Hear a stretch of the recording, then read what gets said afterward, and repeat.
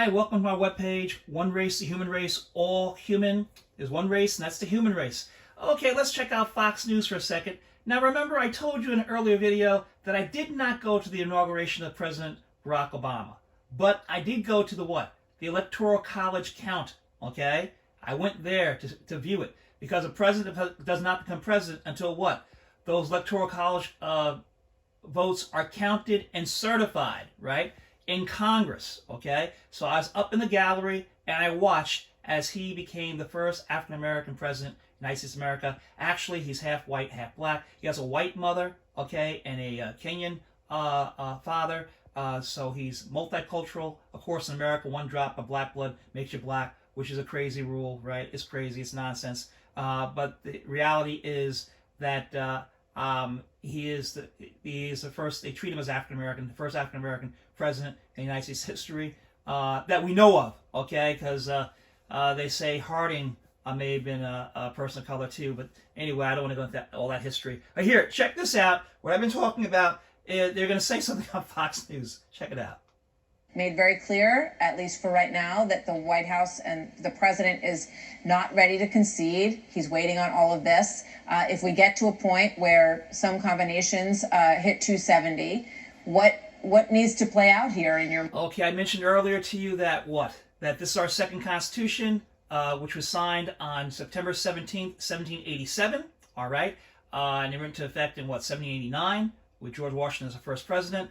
I mentioned to you that at that time that only white males with property, i.e. slaves, could what? Vote, all right? That was your property back then, right? Made you rich. Slavery was in all 13 colonies. I mentioned that to you. It petered out in the North. The North still made money off of slavery. After the Civil War, black men were allowed to vote for a short period of time with the passage of the 15th Amendment. Take a look at it. It's in the Constitution. Women did not get the right to vote until what, 1920? And then black women, right, didn't get the right to vote in the South, and black men also until what?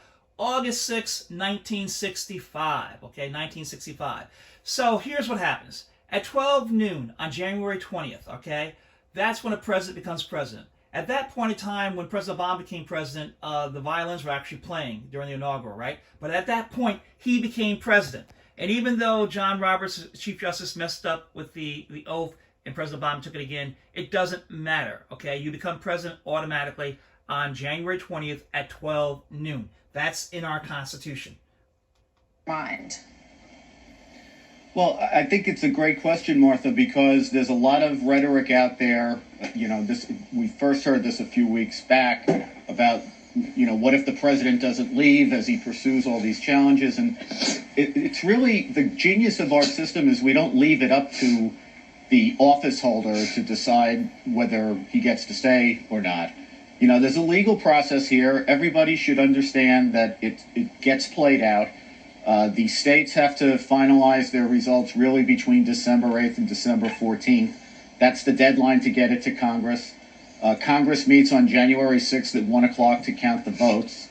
And we'll know then who, you know, for sure who the president will be. And President Trump's term ends as a matter of constitutional law on January 20th at noon. So at that point, presumably, if things go the way they look like they're going, President Biden will take the oath of office. Otherwise, like we're about to get a statement if here something in unexpected happens, Philadelphia, Trump will continue. Yeah, Andy, just stand by. We're going to go to Philadelphia. The election officials there briefing reporters. Let's listen in. I want to have large numbers. They mailed in ballots amidst unprecedented conditions during a global pandemic.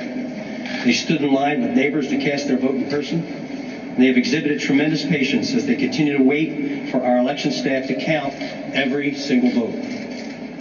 I want to personally thank City Commissioners Lisa Dealey, Al Schmidt, and Omar Sabir, who oversaw Tuesday's election and continue to lead this impressive counting operation.